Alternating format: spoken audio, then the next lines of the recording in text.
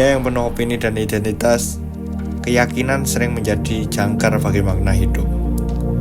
Namun, ketika keyakinan itu berubah menjadi kacamata tunggal, muncullah fenomena yang disebut fanatis buta, atau dalam psikologi disebut blind fanatism.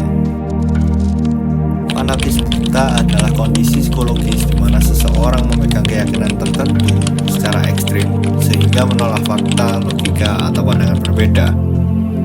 Ia bukan sekedar kesetiaan, tapi bentuk disonansi kognitif. Keadaan ketika seseorang memilih mempertahankan keyakinan walau bukti di depannya menunjukkan sebaliknya. Leon Festinger dalam teorinya cognitive dissonance menjelaskan bahwa manusia memiliki dorongan kuat untuk menjaga konsistensi antara keyakinan dan perilaku. Ketika keduanya bertentangan, mereka cenderung mengubah persepsi terhadap realitas, bukan keyakinannya.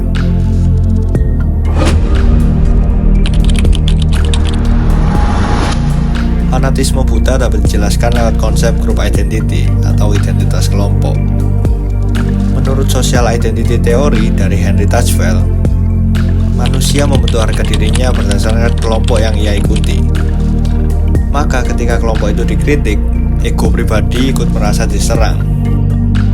Penelitian yang dilakukan oleh Van Bruggen dan Crowell dalam Nature Human Behavior menunjukkan bahwa orang dengan tingkat fanatisme tinggi menunjukkan pola berpikir absolut, hitam putih, dan menolak ambiguitas.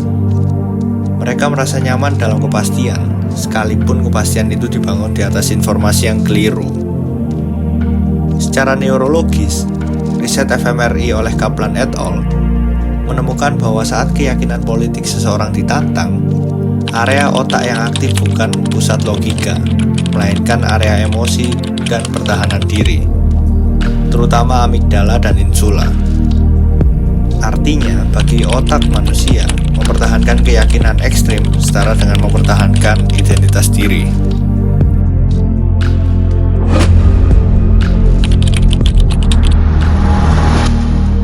Fanatisme buta mengingatkan kita bahwa manusia bukan hanya makhluk berpikir, tapi juga makhluk yang ingin merasa benar.